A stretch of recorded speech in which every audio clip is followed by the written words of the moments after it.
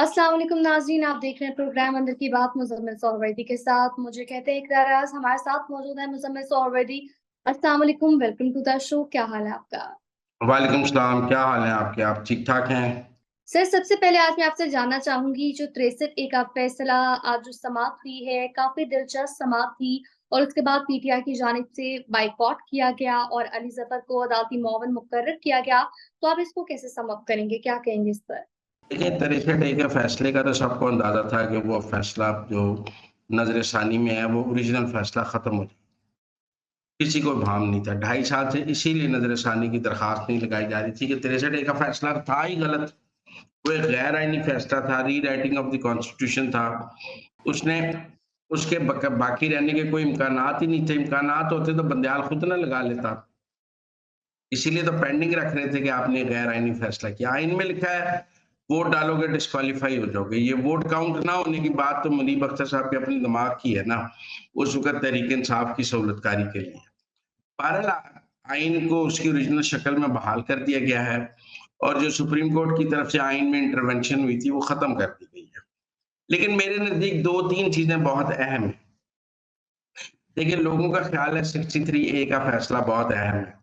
मैं भी समझता हूँ कि मखसूस नशिस्तों की जो नज़र-ए-सानी की दरख़्वास्त है, वो बहुत अहम है। अब अगर तहरीक-ए-इंसाफ ने 63 ए की समाअत का बायकॉट किया है और कहा है कि हम इस बेंच को नहीं मानते जो काज़ी फ़ायद ईसा और अमीनुद्दीन मिलकर बनाते हैं, तो क्या जो मखसूस नशिस्तों की नज़र-ए-सानी होगी, जिसका बेंच भी काज़ी फ़ायद ईसा और अमीनुद्दीन बनाएँगे, उसका भी तहरीक-ए-इंसाफ बायकॉट करेगी या उसमें पेश होगी? क्योंकि उसका बायकॉट करेगी तो फिर मतलब मखसूस नशिस्तें हाथ से चली जाएँगी। ये 63 ये तो इतना इम्पोर्टेंट नहीं था उनके लिए। ज़्यादा इम्पोर्टेंट तो उनके लिए था मखसूस नशिस्तें। अब मखसूस नशिस्तों का बेंच बनना है, तो क्या तहरीक-ए-इंसाफ ने आज तो कह दिया कि हम काज़ी के बनाए हुए बेंच नहीं मानते, तो कल जब मखसूस नशिस्तों की नज़र-ए-सानी आएगी तो काज़ी का बनाया हुआ बेंच मान लेंगे। अगर नहीं मानेंगे और उस समाअत का भी बायकॉट करेंगे, तो हुक्मरान इत्तेहाद को फ्री विकेट मिल गई, छक्का मारेंगे वो।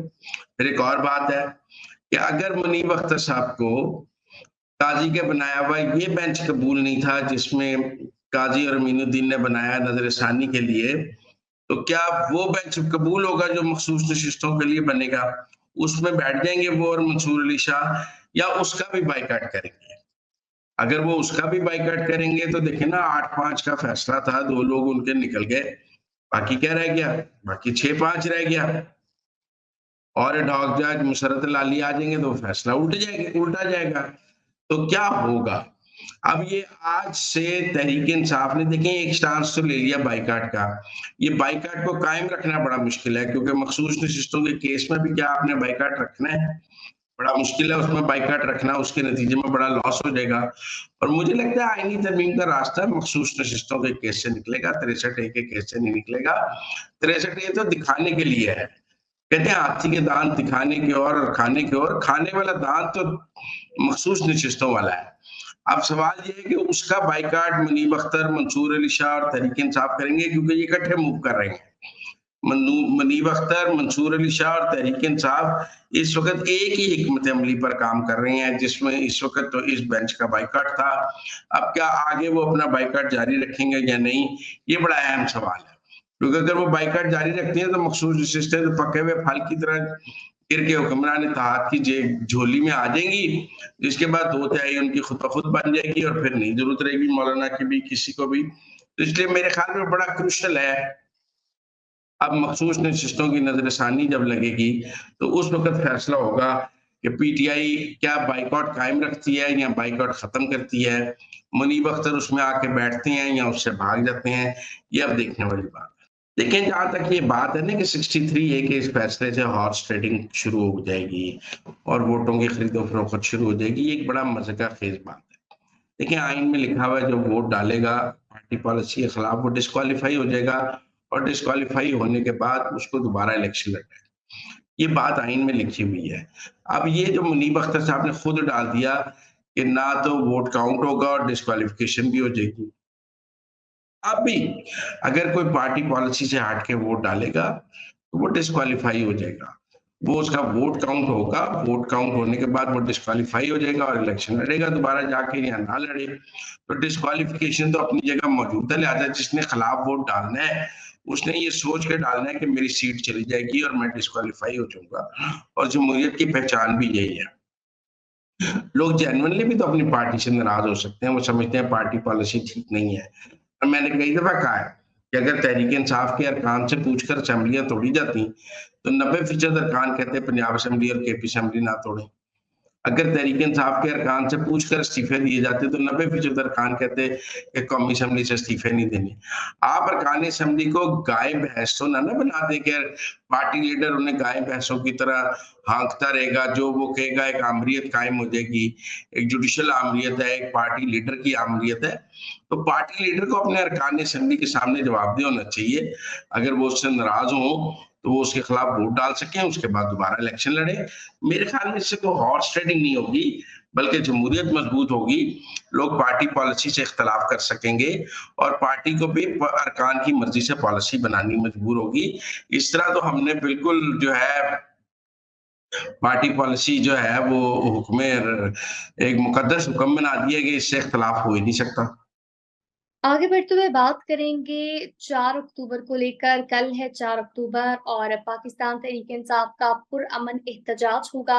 सीएम केपी क़यादत करेंगे, वो केपी से काफ़िले लेकर आएँगे और अगर हम इस्लामाबाद की बात करें, रावलपिंडी की बात करें तो काफ़ी ज़्यादा सिक्योरिटी टाइट है। और इस मुतालिक आप क्या कहेंगे? आपको क्या ये एहतजाज कामयाब नज़र आएगा और क्या ये पुरअमन रहेगा या नहीं? इस मुतालिक आप क्या कहेंगे? अब जहां तक 4 अक्टूबर की बात है कल की, देखिए 4 अक्टूबर का दिन बहुत अहम है। ये भी एक किस्म का मैं समझता हूँ 9 मई जैसा दिन है। अब देखिए ना, तहरीक इंसाफ की कोशिश होगी कि कल लाशें गिर जाएं, तहरीक इंसाफ की कोशिश है कल तसादुम हो जाए, हुकूमत की कोशिश है कि ये डी चौक तक ना पहुंच सकें और तसादुम भी ना हो और कोई लाश भी ना गिरे। हुकूमत इनको रोकना भी चाहेगी लेकिन हाई हैंडेडनेस नहीं करना चाहेगी। हुकूमत की कोशिश होगी कि आंसू गैस से रुक जाएं, हुकूमत की कोशिश होगी लाठीचार्ज से घुस जाएं। अभी भी इस्लामाबाद पुलिस ये कह रही है कि जो लोग गिरफ्तार हुए हैं उनके डंडों पर कील लगेंगे और ये पुरानी बात है। 2014 के धरनों में भी आपको याद है जो ताहिरुल कादरी के लोग थे उनके डंडों पे कील लगे होते थे और वो पुलिस वालों को उन कीलों से मारते थे और वो जख्मी हो जाते थे। तो इसलिए मैं समझता हूँ कल का दिन बहुत अहम है। वैसे तो गंडापुर को कॉल ऑफ करना चाहिए और उनको नहीं आना चाहिए, लेकिन चूंकि वो इमरान खान के हाथों मजबूर हैं और उनको समझ नहीं आ रही, क्योंकि इमरान खान कहते हैं अगर तुम ना आए तो मैं तुम्हें वजारत आला से हटा दूंगा। एक तरफ वजारत आला है, दूसरी तरफ एक तरफ मौत है, दूसरी तरफ खाई है। तो उनको समझ नहीं आ रही कि वो करें क्या। मुझे लगता है गंडापुर को कोई दरमियान का रास्ता निकालना चाहिए कि वो टी चौक पहुंचे भी ना और लगे कि उन्होंने पहुंचने की बहुत कोशिश की है, लेकिन इसमें कोई खास तसादुम भी ना। जो केपी से खबरें हैं वो ये हैं कि हर एमपीए को 500 बंदे लाने की कहा गया है, लेकिन केपी के अंदर कोई मोमेंटम नहीं है। ऐसा नहीं है कि हजारों लाखों लोग जो हैं वो कल इस्लामाबाद आने के लिए तैयार हैं, लोग अपने तौर पर इस्लामाबाद चल पड़े हैं। पार्टी और हुकूमत के सर पे लोगों को जबरदस्ती लाने की कोशिश की जा रही है, लेकिन मुझे नहीं लगता कि ज्यादा लोग गंडापुर ला सके। लेकिन 2, 4, 5 हजार लोग ले भी आए तो उससे हालात तो खराब हो जाते हैं। कुछ लोग इन्होंने इस्लामाबाद पहुंचाए हुए हैं, वो कल इस्लामाबाद में हालात खराब करने की कोशिश करेंगे, लेकिन हुकूमत की तैयारी भी पूरी है। अब कोशिश हुकूमत की ये है कि कोई जानी नुकसान ना हो और पीटीआई की कोशिश है कि उन्हें लाशें मिल जाएं। ये तो अब कल ही पता लगेगा। तो नाज़रीन, ये थी आज के अंदर की बातें। आपसे मुलाकात होगी अगले प्रोग्राम में। हमें दीजिए इजाज़त। अल्लाह ने के बाद।